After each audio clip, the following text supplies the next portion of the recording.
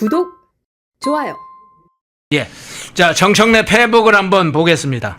정청래 페북 한번 띄워주시겠어요? 예. 조국 전 대표의 사면 복권을 놓고 일부 언론에서 정청래 견제론을 말한다. 실수를 자하게 한다. 근거 없는 주장일 뿐 아니라 사실도 아니다. 상식적인 주제에서 바로 반박이 가능하다. 이렇게 썼어요.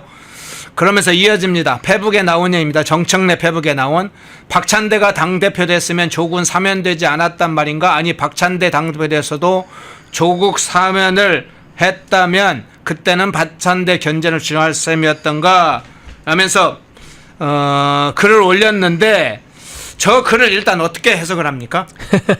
정청래 견제론을 본인이 이야기를 했어요. 본인이 지금 공식화한 거예요 지금. 네. 본인이 자기는 좀 좋은 거예요. 왜냐하면 자기가 이재명 대통령의 어떤 견제에서는 강력한 어떤 잠재 포스트 이재명으로서 잠재적인 잠룡이다라는 이제 그런 의미로 지금 읽히고 있는 거고 그거를 언론에서 공식화되고 일부 매체들이 보도를 하니까 그거를 오히려 이제 묵묵부답한 게 아니라 그거를 인정해라. 오히려 부인을 하면서 더 키우는 거죠. 그 논란을, 그 이슈를 더 키우는 그런 이제 행보를 보이고 있는데 일단 내용부터 말씀을 좀 드리면은 박찬대가 만약에 당 대표가 됐으면 그때 조국이 사면 안 되지 않았겠느냐. 맞아요. 제가 여러 번 얘기했습니다. 제가 네. 정청래가 됐기 때문에 조국이 이제 사면 되는 거지. 네. 만약에 박찬대 의원이 당 대표가 됐으면 조국 전 대표는 사면이 안 됐을 것이다라고 얘기했습니다. 그리고 저 그때 만약 박찬대 됐으면 연말쯤이나 내년 상반기에 사면되지 않았을까라고 저는 생각을 합니다. 지금도.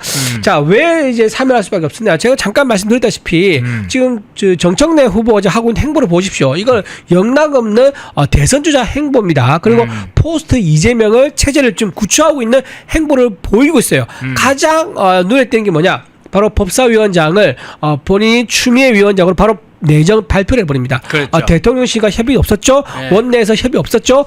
세상에 3선 의원이 가는 자리를 6선 했던 국회의장을 노렸었던 추미애 의원을 앉힌 데 이유가 뭐겠습니까? 추미애 의원이 가장 먼저 정청래 지지선을 했기 때문입니다. 보호를 확실히 해주는 거죠. 이거는 제가 보기에는 정청래 의원이 이재명 대표 옆에 있으면서 보고 배운 것 같아요. 어떤 논란이 있더라도 나를 확실히 지지해주면 내 편이면 나는 논란이 있더라도 보호를 해준다는 거 하나. 또 하나 중요한 부분이 이겁니다. 지명기 최고위원 있지 않습니까? 누가 됐죠? 서삼석 전 의원이 됐습니다. 이 사람이 누구냐? 이재명 대통령이 체포동의안이 국회에서 가결된 적이 있습니다. 네. 그때 동의했던 사람 중에 한 명이 서삼석 전 의원입니다. 이미 언론에 많이 이름이 명단에 올라와 있습니다. 자, 이재명 대통령 입장에서는 정말 열불날 일일 겁니다. 나를 체포동의안에 가결했던 사람, 나를 체포동의에 찬성했던 사람을 최고위에 앉힌다고 미치고 환장을 노릇이죠. 자, 그런 부분들이 뭐냐?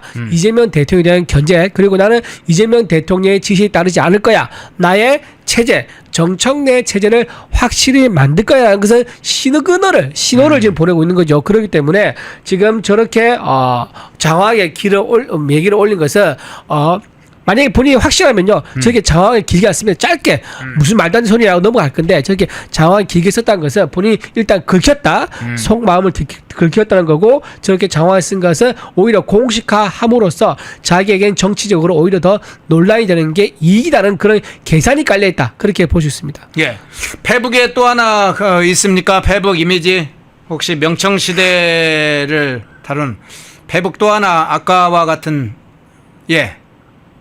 그거 말고요. 아까 그러니까 정청래 관련된 페북 이미지 그거 말고 없습니까?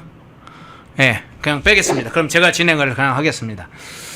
정청래 페북 글에는 이런 내용도 있습니다. 명청시대라는 표현이 적절치 않다. 그러면서 이 대통령과 자신은 갈등이 있는 건 아니다, 이렇게 부정을 했는데요.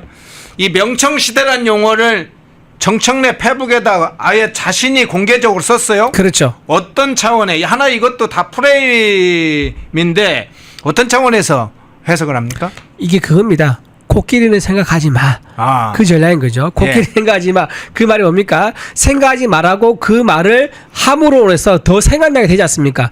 명청 시대라는 것을 그런 거 없다라고 본인이 얘기를 함으로써 명청 시대가 있다는 것을 오히려 드러내는 그런 전략이라고 보여주고요. 중요한 것은 제가 보기에 명청 시대보다는 더 중요한 말이 있습니다. 요 앞에 문장 저 보시죠. 저 앞에 문장 보면은 예. 또 하나라고 하면서 또 하나. 역사 속에서 예. 명청 교체기 이게 제가 보기엔 이게 핵심입니다. 밑줄 야, 쫙. 명청 교체기 그러네요. 그렇죠. 밑줄 쫙 그어주십시오. 명청 교체기. 네. 자, 이게 역심을 품고 있다라고 해석이 가능합니다. 사실 저 말을 쓸 필요가 없습니다. 명청 시대 얘기하면 명청 시대에서 얘기하면 되는데 명청 교체기라는 말은 들어봤어도 명청 시대만 처음 든다라고 말한 것은 뭐냐면 아까 말한 그 전략이에요. 코끼리는 생각하지 마 전략을 드러냈다 이렇게 봐야 됩니다. 그게 아마 저기 찔렸는가 봐요. 그래서 저게 지금 있습니까 없습니까?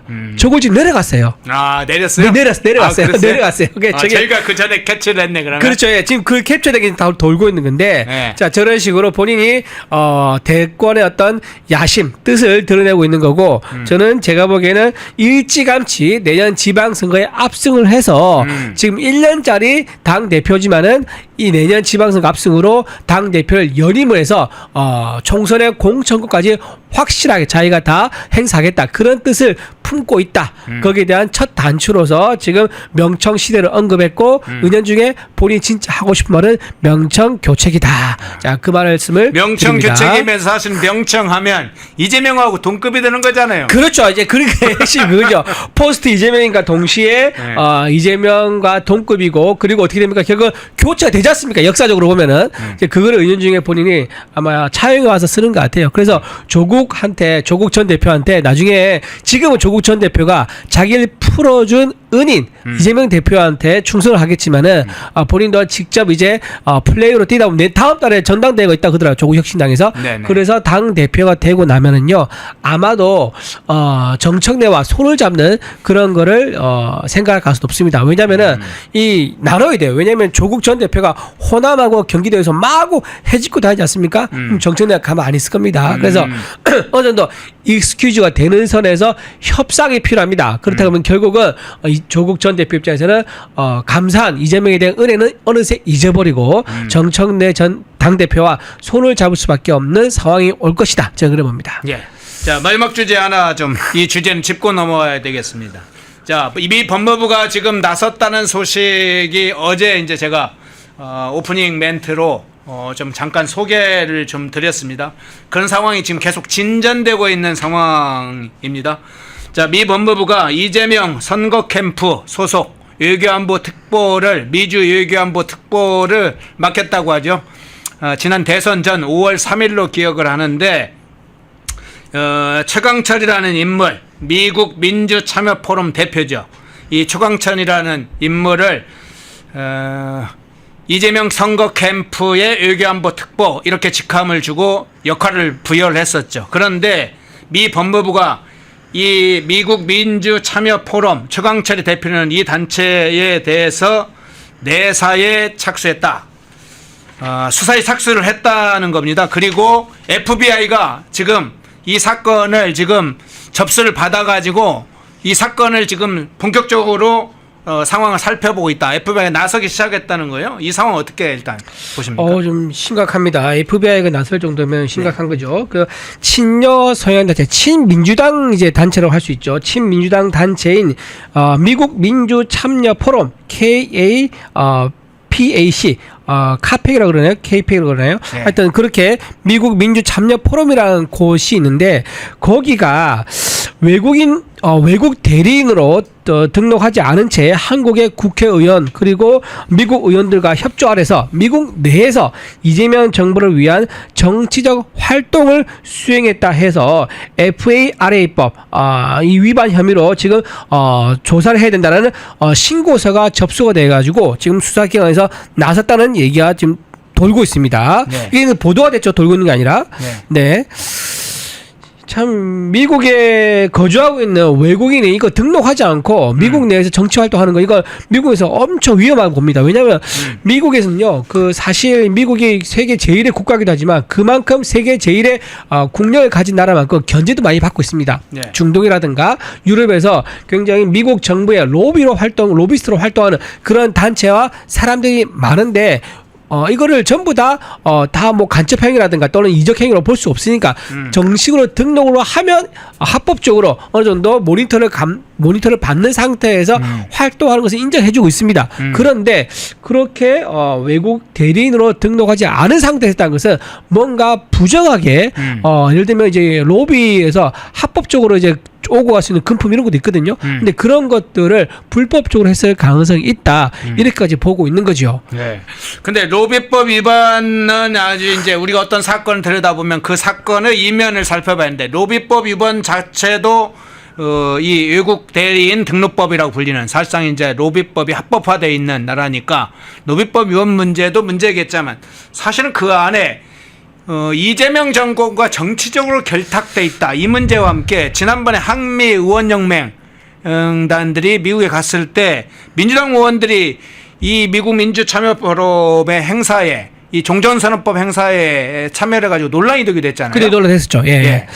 그런 문제도 사실 미국에서 들여다보는 게 아닌가 생각이 좀 들어요. 미국에도 볼 수 있죠, 충분히. 예. 그 단체가 지금 외국인으로 대리인으로 등록하지 않은 상태에서 활동하고 있는 것을 오랫동안 아마 모니터했을 겁니다. 지켜보고 일거수일투족을 쭉 감시해 왔을 건데 이번에 이재명 이제 소속돼 있는 민주당 의원들이 미국에 와서 이렇게 또 다시 접촉한 걸 보면은 이들이 뭔가 메시지를 주고받고 또는 어떤 지령까지는 아니겠지만 어떤 서로 소통을 하면서 미국에서 친이재명 정치 활동을 하고 있는 게 굉장히 레이더에 감시가 됐다, 포착이 됐다 이렇게 볼 수가 있는 거죠. 네. 만약 이게 미국에서 정식으로 FBI에서 이제 수사에 착수하고 기소까지 해버리면요, 이건 외교적인 문제가 될 수 있을 것 같아요. 상당히 크겠네요. 파장이. 그렇죠. 예. 그리고 지금 더군다나 우리나라 지금 한미 정상회담이 아니죠. 지금 실무자급 회담이라 할 수 있는데 다음 주에 예정돼 있는 상황 아닙니까? 그런 상황에서 이렇게 친 이재명 관련된 미국 내 정치 활동이 포착돼 가지고 이걸 예의주시 FBI에서 예의주시해서 보고 있다라는 것이 보도가 됐기 때문에 과연 이재명 대통령이 미국에 가서 제대로 우리 국익을 위한 발언을 할 수 있을까 또 싶기도 합니다. 왜냐하면 그런 발언을 하려면 우리가 당당해야 되는데 지금 미국에서 미국 내에 있는 미국 법을 어겨서 활동하다가 지금 수사기에 포착됐던 거 아니겠습니까?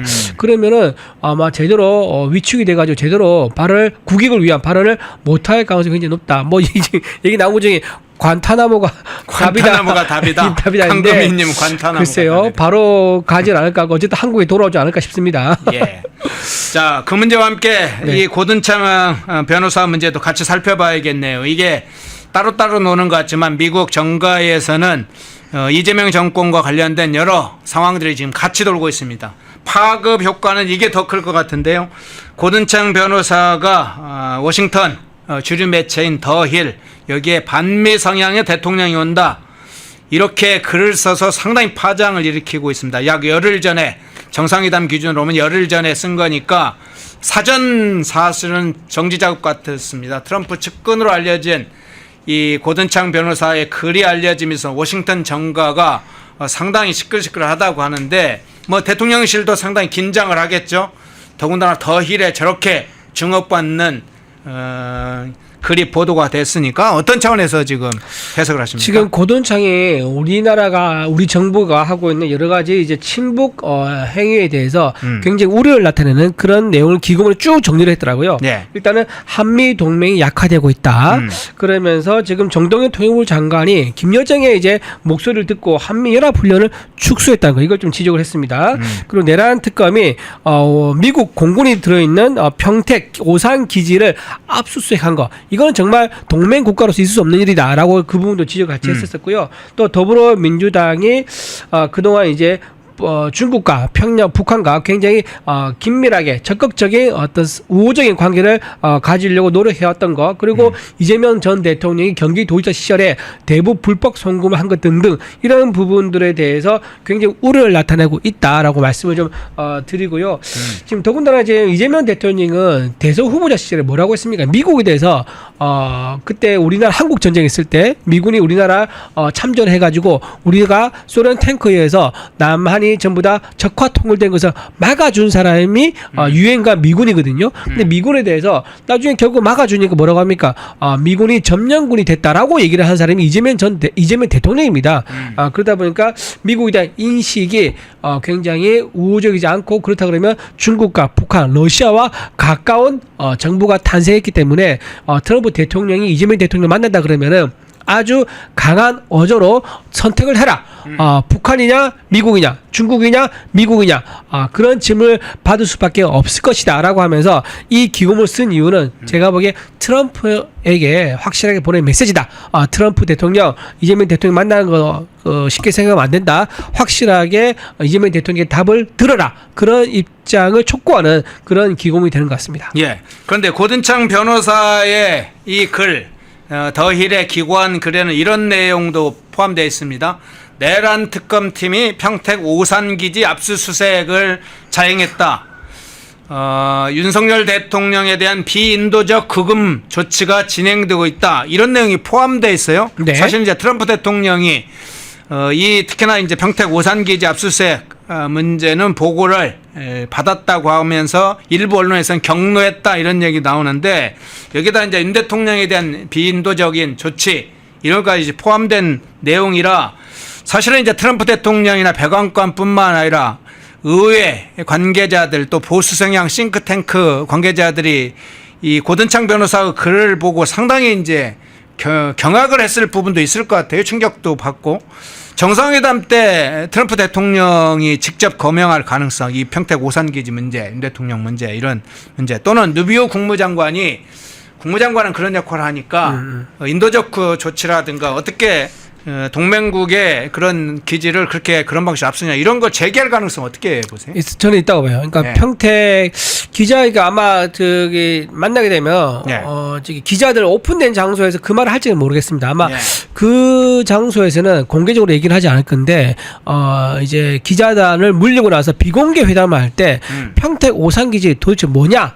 우리 미군이 가지고 있고 미군의 영토와 다름없는 평택 오산기지에 사전 통보나 협의 없이 어떻게 압수수색을 할 수 있느냐, 그 얘기를 물어볼 것 같습니다. 그리고 또 하나, 이거는 공개적으로 질문할 것 같은데, 중국이 지금 대만 해협을 2027년까지 침공할 수 있는 준비를 끝내라고 시진핑이 중국 군인들에게 지시를 했다고 그러지 않습니까? 이건 네. 미국 CIA가 보고한 보고서에 지금 확인된 내용입니다. 그렇다 그러면 만약에 2027년에 중국이 대만 해협을 침공할 때 대한민국 이재명 대통령 넌 어디를 선택할 것이냐?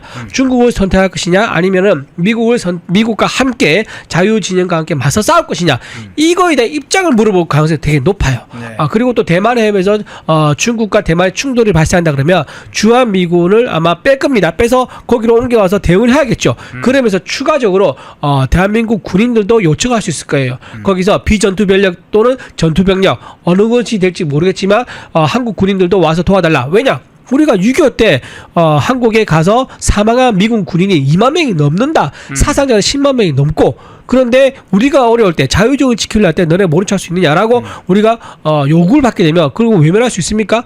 그 외면하는 순간 한미 군사 동맹이 이제 파토가 나는 거예요. 그러면서 군사 동맹뿐만 아니라 경제 동맹도 아마 제가 보기에는 파토가 나는 그런 상황이 될 수가 있습니다. 그래서 제가 보기에는 트럼프가 자신 있는 주제에 대해서는 공개적으로 기자들 본 앞에 질문을 할 것 같고요. 굉장히 델리키트하고 미국에 대한 어떤 안보 또는 미국의 어떤 자존심이 긁히는 부분, 예를 들면 평택 오산기지 압수 당했지 않습니까? 그런 부분은 비공개 회의 때 얘기하지 않을까, 그렇게 생각이 듭니다. 예, 마지막 질문 드릴게요. 자, 우리에게 널리 알려진 고든창 변호사, 모스탄 전 대사, 애니첸 한국 보수주의 연합 의장이죠. 여러 인물들이 있습니다. 어제는 노라 루머도 이야기를 했습니다. 기자 로라 루머, 칼럼니스트.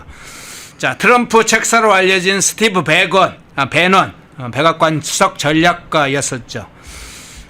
지난번에 미국을 방문했을 때 민주당 의원들 향해서 야단쳤던 그러면서 윤석열 대통령의 부당 대우할 시에 자시하지 않겠다 이렇게 발언했던 프레드 플라이츠 미국 우선주의 정책연구소 보수장 마가 진영의 여러 인사들이 있습니다. 지금 근래 한두 달 사이 집중적으로 한국 문제나 윤석열 대통령 문제나 여러 가지 문제를 제기를 하고 있어요. 근데 이 질문 드릴게요. 정상회담 아까 이제 더힐의 고든창 변호사가 글을 썼다는 것을 소개를 드렸는데 로라루머 이야기도 일부 어제 했고요. 근데 미국 우익 진영, 이 마가 진영이 한국과 관련된 문제에 대해서 저 이제 고든창 변호사의 글처럼 또 다른 추가적인 조치나 추가적으로 나설 가능성 어떻게 보세요? 저는 있다고 봅니다. 지금 대통령, 그러니까 그 트럼프 대통령이 이재명 대통령에게 만나서 브라질 대통령 같은 경우처럼 보우소나루죠. 보우소나루 전 대통령의 어떤 그 정치 공작 또는 정치 보복 같은 그런 수사에 대해서 좌시하지 않겠다라고 얘기했지 않습니까? 네. 이재명 대통령이 윤석열 전 대통령이 지금 이번에 그 안과에 가면서 그 치료받는 모습이 공개된 사진이 있어요. 근데 그게 실제 사진인지는 좀 확인이 좀 안 되고 있는데 수갑을 찬 상태에서 안과 진료를 받고 있는 모습이 공개가 됐습니다. 그래서 저게 실화냐라는 얘기가 좀 많이 나와요. 물론 이제 이동안 중간에는 이제 혹시나 우려를 대비해 가지고 수갑을 채울 수 있기는 합니다. 그런데 병원에 도착해서 정말 건강 관련된 순수한 건강 관련된 진료를 받고 있는데도 불구하고 수갑을 채워서 끝까지 진료를 받겠다는 것은 굉장히 비인도적이고 인권 말살적인 행동이죠. 아마 그 문제를 트럼프 대통령이 얘기할 수 있을 것 같아요. 그러니까 어떤 이제 정치적 이슈보다는요, 당당하게 확실하게 얘기할 수 있는 거, 인권 문제, 전직 대통령에 대해서 그렇게 병원 진료받는 그 순간까지도 수갑을 채운 것은 굉장히 반인권적이다. 대한민국 정부가 북한의 인권에 대해서 늘 얘기를 하면서 유엔에서도 그 북한 인권 문제가 늘 안건으로 올라오고 있는데 어떻게 대한민국 정부에서 전직 대통령에 대해서 저렇게 인권 말살하는 그런 조치를 할 수 있느냐, 이 문제를 공식적으로 얘기를 할 수 있을 것이다. 더군다나 이번에 스티브 배넌 전 백악관 수석 전략가가 지난번에 미국을 방문한 민주당 의원들한테 윤석열 전 대통령이 부당한 대우를 받으면 좌시하지 않겠다고 미리 예고를 했지 않습니까? 예. 그 메시지가 아마도 트럼프가 동의하는 메시지일 거예요. 그래서 트럼프 대통령도 그런 맥락 속에서 직접 언급도 가능하다. 저는 그래 봅니다. 예. 자, 2부에 이준우 대변인 모시고 윤미향 문제부터 시작해서 미국의 법무부와 FBI가 지금 나서는 상황, 여기에다가 마가 진영, 미국 우익 진영이 나서는 상황까지 좀 살펴봤습니다. 이준우 대변인이었습니다. 고맙습니다. 네, 고맙습니다. 독립, 성장, 역전. 구독, 좋아요. 자, 이제 또 다른 측면 중국 조선족 문제 다뤄보겠습니다. 자, 법무부가 광복 80주년을 기념해서 체류 기간이 지난 불법 체류자로 되는 거죠. 그러면 체류 기간이 지났는데 아직 돌아가지 않았으면 불법 체류가 되는 거죠. 그러니까 체류 기간이 지난 외국 국적의 동포, 중국 조선족 이야기합니다. 동포니까 외국 국적의 동포에게 합법적 체류 자격을 부여하는 동포 특별 합법화 조치에 나서겠다, 이게 알려지면서 논란이 일고 있습니다. 불법 체류자가 되는 이 중국 조선족을 합법 체류자로 일방적으로 그냥 변경해 주겠다는 거예요. 이거 합법화 논란 당연히 여러 문제가 생기겠는데요. 그렇죠. 이렇게 합법화를 하게 되면 전임 정부에서는 이거 해주기 싫어서 안 해줬겠습니까? 그 같은 동포인데 어떤 국적은 중국이라도, 그리고 어떻게 보면은 우리 아픈 역사 속에서 탄생한 그런 분들이잖아요. 예. 그 일제 감정기에 이제 북한 들어가고 이런 상황에서 탄생을 했기 때문에 그러니까 끌어안을 수 있으면 다 끌어안아야죠. 그런데 그게 이제 끝도 없이 되는 거죠. 하면은 국가 전체 이제 국가 재정에도 상당히 영향을 미치고, 우리 또 실업 문제도 발생을 하고 일자리는 제한돼 있는데, 그러니까 만약에 이렇게 그 불법 체류자를 합법화해 주면은 더 밀려오죠. 계속 그 중국에서 그 계속 중국 국적입니다. 좋은 기회라고 생각하겠죠. 예, 좋은 거기에 기회니까. 체류했다가 기간이 지나도 합법적인 체류자가 되니까. 나중에는 국적까지. 예, 그게 저는 이 이야기를 들어서 뭘 생각했느냐면은 우리 채무 탕감해 주는 거 있잖아요. 예. 채무 탕감해 주는 것도 그럼 내 빚 안 갚으면 되지. 빚 안 갚으면 일정 기간 지나면은 나는 빚이 없어져. 이게 되잖아요. 그럼 이것도 불법 체류자들이 속속 들어와 가지고 일정 기간만 내가 버티고 있으면은 내가 합법적으로 된다. 이 생각을 하게 되면은 밀려오게 되는 거예요. 그러네요. 그럼 우리 이 전체 뭐 일자리 수급 문제나 이런 데 대해서 상당히 문제가 생기고 꼭 뭐 중국 교포들이라고 해서 뭐 범죄를 저지른다 이런 말은 아니고 어쨌든 그렇게 그런 일들이 간혹 가다가 한 번씩 있잖아요. 네네. 그런 어떤 새로운 범죄가 또 발생을 할 수도 있는 문제가 있고 여러 가지가 있는데 이것을 또 해방 80주년 그러니까 강복 80주년을 기념을 해서 한다. 이렇게 하니까 저번에 강복 80주년을 완전히 사유화했지 않았습니까?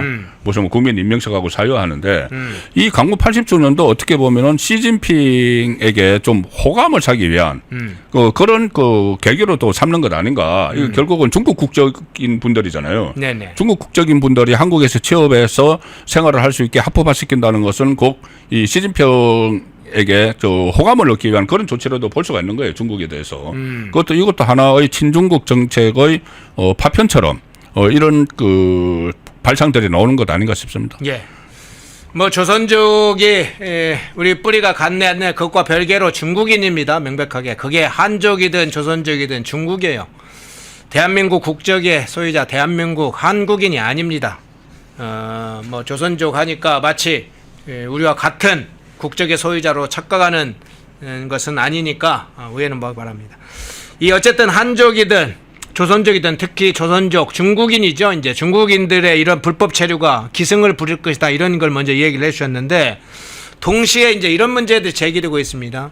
최근에 이제 중국에 몇 년 사이에 한국의 국내 침투가 굉장히 심화되고 있다는 분석도 많고 중국 스파이 활동도 좀 기승을 갈수록 더 부리고 있는 상황인데 이런데 이제 이런 우려 안보 스파이 문제도 우려가 있는 데다가 이재명 정권이나 민주당은 간첩죄 적용 자체도 지금 막고 있는 상황이지 않습니까? 그렇죠. 네, 이와 연관해 보면 사실은 국가안보나 산업안보에 미칠 영향도 상당히 있겠는데요. 좀 최근에 어떤 뭐 간첩과 관련해서 우리 스파이 문제 그리고 우리 뭐 산업 스파이도 물론이고 어떤 정치적 목적의 간첩 활동이 중국과 많이 연결이 돼 있지 않습니까? 얼마 전만 해도 중국인들이 한국에 와서 이렇게 뭐 군부대 사진 촬영을 한 것이 몇 건이나 있었죠. 그리고 또 한국의 그때 방첩부대인가요? 거기 군무원이 또 우리 정보를 중국에 다 팔아넘겼지 않습니까? 팔아넘기고 이런 부분들이 결국은 다시 이게 북한으로 갑니다. 중국에서 한국을 견제를 하기 위해서 이제 북한으로 보내서 북한에서 그 정보를 다 이제 체압을 해서 이용을 하게 되는데 이제 이렇게 합법화되고 하면은 더 밀려오죠. 조금 전에 말씀드린 것처럼 더 조선족 동포들이 밀려오기 때문에 어떤 사람들이 같이 거기에 섞여 있을지 모르는 거예요. 이렇게 물론 본인의 생계를 위해서 이제 오는 사람들도 있을 것인데 그 안에는 이런 목적을 가지고 어떤 첩보 활동을 목적으로 또 섞여 들어오면은 그것을 또 가려내기도 힘든 그러니까 여러 가지 이 부작용이 많이 있는 거죠. 합법화를 실제로 뭐 시행을 하게 되면은. 최근에 이제 이재명이 직접 지시를 해서 지금 반중시가 아주 강하게 지금 단속을 당하고 있죠. 뭐 입건 조치가 된 청년들도 있죠. 자유대학이라는 청년들도 중국 대사관 앞에서 반중시 했다고 오성 홍기 찢었다고 지금 입건된 상황도 있습니다. 그런 상황을 볼 때 이재명 정부가 아주 계속 강한 조치를 할 걸로 예상은 되는데 지금 최근에 이런 상황을 볼 때 이재명 정부가 어쨌든 국내 이 반중 진영의 활동 이 문제에 대해 어떻게 갈수록 대처를 할 걸로 봅니까? 그러니까 지금 정권 초반인데 정권 초반에 이재명 정권을 향해서 지금 중국 쪽에서 굉장히 강하게 문제를 제기를 하고 있어요. 이 문제를 특히 싱하이밍 대사가 얼마 전에 제가 한번 말씀드렸지 않습니까? 21세기 한중교류협회 제가 거기 임원인데 그런데 김한규 회장이 이렇게 갔는데 민간 교류 단체입니다. 순수한 민간 교류 단체인데 그래서 싱하이밍 전 대사가 완전히 정치적인 발언을 했잖아요. 정치적인 발언을 했고 그러고 나서 또 이재명 정권에서 이 어떤 그 반중 시위를 좀 이 단속을 강화하는 이런 그 현상이 나타나고 있기 때문에 이것이 정권 초반에 이렇게 되는데 그렇다면 앞으로 이 중국에 대한 이런 비판도 하나의 뭐 금기어가 돼버릴 것이 아닌가 뭐 이런 생각까지 들어요. 우리가 우리 사회에서 지금 금기어 되다시피 한 것들이 상당히 몇 가지가 있는데 이 중국의 어떤 예를 들어서 뭐 간첩 행위나 이런 문제들을 이야기하는 것조차도 좀 금기시되는 그런 분위기로 지금 몰아가는 것 아닌가 그런 걱정이 되는 거죠. 예. 자, 2020년도, 2021년도 이 시기만 한 2020년 초 몇 년 사이에 호주에 중국계 유학생들 그리고 중국인들이 굉장히 많이 들어가서 엄청난 활동을 했었죠. 당시에 너무 그에 지나쳐서 반중 시위가 있기도 했는데 그 반중 시위의 시위대들을 중국 유학생들이 가서 집단 폭력을 가하기도 했죠. 한국에서도 그런 일이 몇 년 전에 불과 있었죠. 이제 그런 상황이 현실화되고 있습니다. 거기에다가 이 안보 관련된 뭐 국가 안보뿐만 아니라 산업 스파이 활동도 하기 때문에 이 산업 안보 문제, 그런데 정권은 오히려 문을 열어주고 있다. 그런 장면을 좀 살펴봤습니다. 자, 주제를 바꿔보겠습니다. 국민의힘 문제로 한번 넘어가 보겠습니다. 지도부 선출 오늘 지금 22일이니까 오늘 이제 2차 경선 발표가 오늘 있죠? 네, 오늘 오후에 있습니다. 예. 경선 발표인데 이제 대표하고 최고위원이 따로 이제 발표가 되는데 예. 이 최고위원 같은 경우는 오늘 확정이 되죠. 지금 8명 중에서 그 4명 그리고 청년 최고위원 1명이 확정이 되는데 문제는 이제 대표. 당대표가 당 대표가 과반수가 없으면은 좀 그 결선 투표를 해서 26일 날 결정이 됩니다. 그런데 지금 현재 뭐 여론조사나 아니면 여러 가지 상황을 판단을 해보면은 특정인이 50% 과반수를 좀 넘기는 어렵지 않은가. 워낙 지금 김문수, 장동혁, 김문수 두 사람이 팽팽하게 맞서 있고, 그것도 또 조경태, 안철수도 일정 부분을 가지고 있거든요. 가지고 있어서 그 장동혁이든 김문수든 한 사람이 50%를 넘어서 바로 1차에서 이 당권을 지기는 좀 그 가능성이 좀 낮다. 아마 결선 투표로 결국은 결선 투표로 간다. 예, 그렇게 보고 있습니다. 예. 그간에 이제 이 전당대회 관련해서 쭉 당대표와 최고위원 선출 과정을 보셨는데 특히 이제 당대표 선출 과정에서 좀 쟁점들이 좀 몇 가지가 있었지 않습니까? 어떤 점에 좀 주목을 하셨습니까?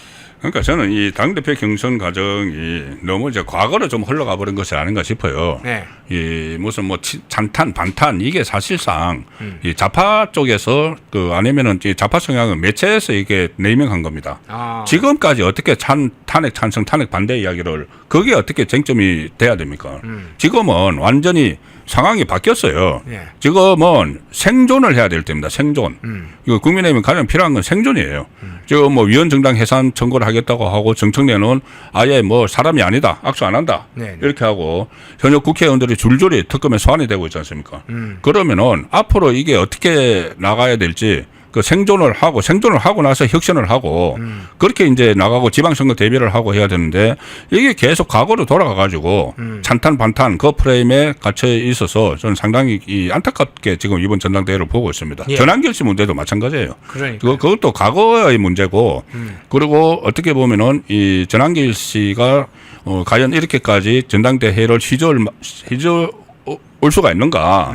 어떤 그 본인이 가지고 있는 그 역량이나 아니면 그동안 국민의힘에 활동을 했던 이런 상황들을 보면은 그까지는 아닌데 왜 거기에 함몰되는가? 그런 안타까운 마음이 있습니다. 근데 지금 그 과정을 하다 보니까 지금 상당한 이제 사실은 생존의 상황. 이 상황을 생존을 지키면서 이재명 정권을 붕괴시키는 그런 게 이제 집중해야 될 걸로 많은 분들이 생각을 하는데 지금 이 전당대회가 진행되는 기간에 국민의힘 중앙당사와 1차죠. 그리고 2차는 국회에 있는 국힘 사무총장실 압수수색을 내란 특검이 시도를 했지 않습니까? 뭐 결과적으로는 무산은 됐지만 어쨌든 압수수색 시도가 있었는데 이 특검의 압수수색 문제도 그렇고 이 압수수색이 이 당 지도부 선출에 무슨 영향을 미칩니까? 당 지도부 선출에 이제 직접적으로 그 뭐 영향을 미치지 않게는 간접적으로 영향을 미치겠죠. 간접적으로. 간접적으로. 과연 이 여기에 대해서 가령 뭐 김문수 후보가 네. 이제 선제적으로 일정 로비에서 지금 9일째 이 농성을 하고 있지 않습니까? 네네. 농성을 하면서 이 압수수색의 부당함을 계속 강조를 하고 있어요. 500만 당원들을 다 털어버린다는 것은 그것은 나중에 또 이게 어떤 식으로 500만 당원의 명부가 넘어가면은 이게 나중에 어떤 식으로 악용될지 모릅니다. 지금 당장 특검에서는 그것하고 150만 이 통일교 신도들하고 뭐 명단을 맞춰보겠다는 이런 이야기인데 네. 이게 과연 거기서 끝날까? 이 명단에 한번 넘어가면은 그래서 그 심각성을 그리고 왜 그렇게까지 하는가? 이게 뭐 정치 특검 아닌가? 이것이 이제 알리는 데는 김문수 그 후보가 우선 앞장섰죠. 네. 일단 그 일정에서 계속 그 9일 동안 그 농성을 하고 있으니까. 네. 물론 장동혁 후보를 비롯해서도 또 1인 그 시위를 벌이면서 법원에서하고 계속 예, 시위를 1인 시위를 계속 하고 했었죠. 있죠. 네, 예, 특검 앞에서도 하고요. 이런 시위를 하고 있으니까는 네. 장동혁 후보도 이 문제를 이제 알리는데 적극적으로 나서고 있다. 이렇게 보는데 어쨌든 이 사상 초유죠. 그 전에 그 김용씨 이제 사건 그에 비하면 조경태 후보는 안철수 후보가 딱 두드러지진 않았죠. 그러니까 압수수색 관련 잘 드러나지 않았죠. 네. 오히려 저 특검의 필요성을 특히 조경태 의원은 네. 특검을 그 두둔을 하는 상황이에요. 네. 특검의 필요성을 인정을 하고 특검 수사에 협조를 해야 된다고까지 이야기를 합니다. 그런데 안철수 후보는 조금 좀 애매하죠. 그 전에는 이제 특검에 찬성을 했는데 특검이 본인을 이렇게 참고인으로 소환을 하려고 하니까 그 강하게 반발했지 않습니까? 네네. 그래서 그 이번 그 당사 압수수색과 관련해서는 조경태 안철수 후보보다는 이 장동혁 그리고 김문수 후보가 더 적극적으로 이 그 부당성을 알리는 데 앞장서고 있다고 볼 수가 있죠. 네. 행동으로 보여줬다. 그런데 언론에서 이 저는 만들어낸 용어 중에 잘못된 용어 중에 하나가 이 박지원 의원을 정치 구단이라고 말하는 것 자체 틀리는 거 많아요. 예, 구단 아주 아닙니다. 중요한 문제를 틀려요, 근데.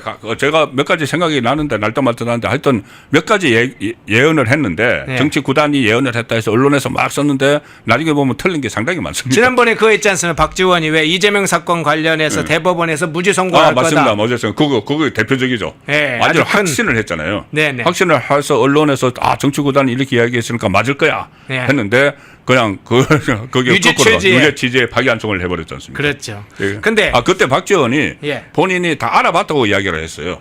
예. 알아봤다고 다 이야기를 했습니다. 아주 자기가 확실해. 마치 중요한 정보 라인이 있는 것처럼 하면서. 빨대, 소위 말하는 빨대가 있는 것처럼. 예. 그런데 박지원 의원 빨대 이야기는 정치권에서 유명하거든요. 네. 과거에 그 김대중 정부 시절에 여러 가지 이제 빨대를 꽂아놨다. 이 속된 말로 네네. 이렇게 정보망을 심어놨다. 그리고 또 문재인 정부 때 국정원장을 하면서 또 더 심어놨다. 그래서 말을 하는 것이 거의 맞다 해서 정치구단 이런 이야기를 했는데 요즘 보면 정치구단이 아닌 것 같아요. 네. 자, 그런데 이걸 질문을 좀 드리려고 합니다. 박지원 의원이 어떤 얘기를 했냐면 김문수나 장동혁이 당대표 되면 국민의힘이 100% 분당될 것이다. 이렇게 악담을 했는데 이것도 이제 또 하나의 박지원식 예측입니다. 네. 악담 예측 어떻게 보세요? 또 이거 헛발질로 끝날 것 같아요. 그래요? 그 잘못 짚은 것 같아요. 네. 그러니까 분당이 된다면은 바로 이 뭐 한동훈 세력이 이제 떨어져 나가지 않겠느냐. 그러니까 그 조경태를 비롯해서 뭐 안철수까지 이야기하는지 모르겠지만은 그런데 떨어져 나가려면 벌써 떨어져 나갔죠. 벌써 분당됐습니다.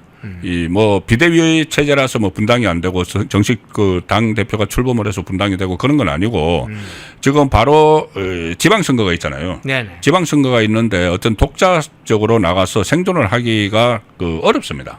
그리고 물론 이 한동훈 그 전 대표 같은 경우에 당내 세력이 한 10몇 명 정도는 있다고 하지만 대부분 주축으로 활동하는 사람들이 원외 사람들이에요. 원외 사람들이기 때문에 그 독자적인 그 살림을 할 만한 그런 과연 그 역량이 있고 그리고 그렇게 독자적으로 나가서 어떤 뭐 저 지방선거에서 유의미한 성과를 낼 수 있을지 그런 부분들을 본인들이 다 지금 판단을 하고 있어요.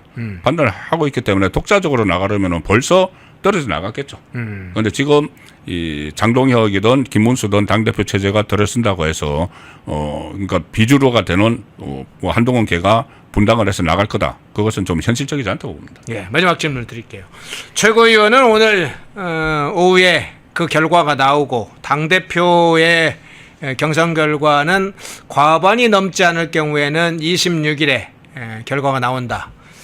23, 24 또 이제 토론과 또 조사, 여론조사 당원들 여론조사해서 결과를 26일 날에 확인하게 되는데 새로운 지도부가 어쨌든 26일부터 출발 가능성이 좀 사실은 높다고 지금 네, 보시는 그렇습니다. 거잖아요. 네. 뭐 그걸 기준으로 이 날짜에 얽매이는 건 아니지만 새로운 지도부가 출범을 하게 되면 이 내부 전열하는 문제도 상당히 중요하게 볼 거고 더군다나 대여투쟁의 전선이 지금 당 차원에서 전선이 있는지는 모르겠어요. 네. 전혀 구축되어 있지 않다고 전혀 보는데 없습니다. 예, 현재는. 새 지도부가 지금 앉게 되는 또는 네. 우선적으로 해야 될 어떤 과제랄까요? 이 문제 어떻게 보세요? 저는 일단 두 가지 해야 된다고 봅니다. 하나는 지금 원내에서는 해결이 안 돼요. 네. 지금 여당 대표라는 정청래가 뭐 사람도 아니다. 네. 사람하고는 악수한다. 네네. 이렇게 하면서 심지어 뭐 송원석 그 비대위원장하고 서로 냉랭하게 행사장에서 서로 등을 돌리고 있잖아요. 옆에 앉아가지고 쳐다보지도 않잖아요. 유령 취급을 하잖아요. 네네. 이런 상황에서는 원내에서 뭐 어떻게 협상을 이건 안 됩니다. 그러면 장애투쟁에 나서야 돼요. 장애투쟁에 나서서 국민에게 직접 이 상황을 좀 알리는 그런 행동을 보여야 되고 또 하나는 이재명 그 재판 속행 캠페인을 벌여야 됩니다. 네네. 지금 지지율이 계속 떨어지고 있지 않습니까? 네. 저는 그 계속 이야기하는 것이 이재명 대통령의 지지율은 곧 생명줄이라는 이야기를 하는데 지지율이 떨어지면은 그 민심이 외면을 하게 되고 그렇게 되면은 지금 5개 재판 다 중단시켜놨지만 그 재판 속행 여론이 일어날 수가 있어요. 네. 그러면 그것을 선도적으로 국민의힘에서 해야 됩니다. 국민의힘에서 재판 속행 왜 재판이 지금 중단이 돼야 되느냐?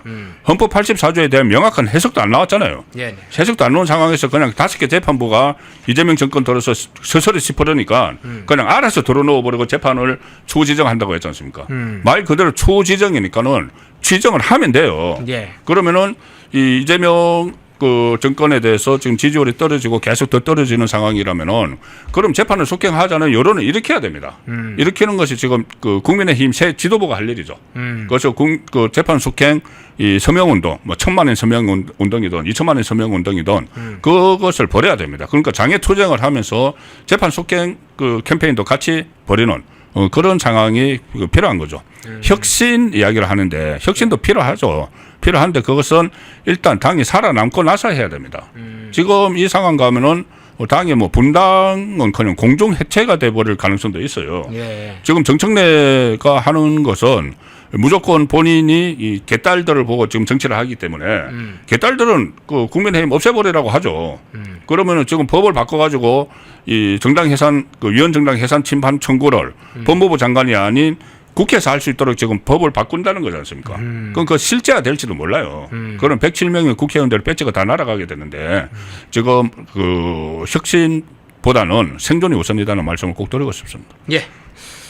일부의 송국건 정치평론가님 모시고 자 국제 현안도 있고 국내 현안도 있고 그러니까 정상회담 관련된 이야기를 하다 보면 이제 여러 가지 국제 현안, 국내 이재명 정권이 지금 처하고 있는 상황도 좀 함께 살펴봤습니다. 거기에는 빌 게이츠 이사장 이야기까지 포함해서 좀 함께 살펴봤습니다.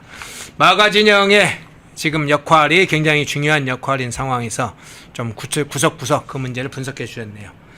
송국건 정치평론가님이었습니다. 고맙습니다. 네, 감사합니다. 독립, 성장, 역전, 패능경제TV 권미란입니다. 8월 25일 매일 저녁 8시 경제독립 8시 라이브 방송이 시작됩니다. 대형주 블루칩 발굴 전문가 이정호 멘토, 테마 선점 전문가 이주호 멘토, 글로벌 자산 배분 투자 전문가 문서진 멘토, 삼박자 매매 월드바겐헌트 송동현 멘토, 실전 초고수들과 함께 만들겠습니다. 여러분의 투자 라이프를 180도 바꿔줄 경제 라이브, 경제독립 8시, 매일 밤 8시에 뵙겠습니다.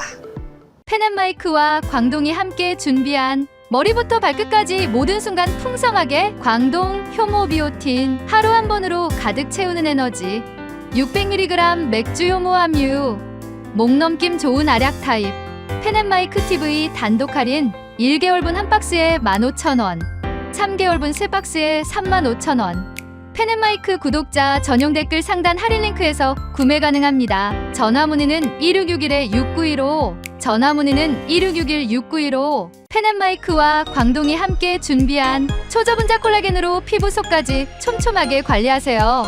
하루 두 알로 피부 보습, 탄력 개선 체내 흡수에 용이한 저분자 PC 콜라겐, 부원료 또한 탄탄하게 펜앤마이크 TV 단독 할인 1개월분 한 박스에 13,000원, 3개월분 3박스에 30,000원.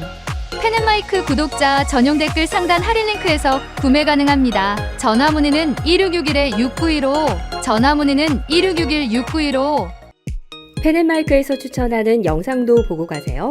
다른 영상도 즐기시려면 구독 버튼을 꼭 눌러주세요.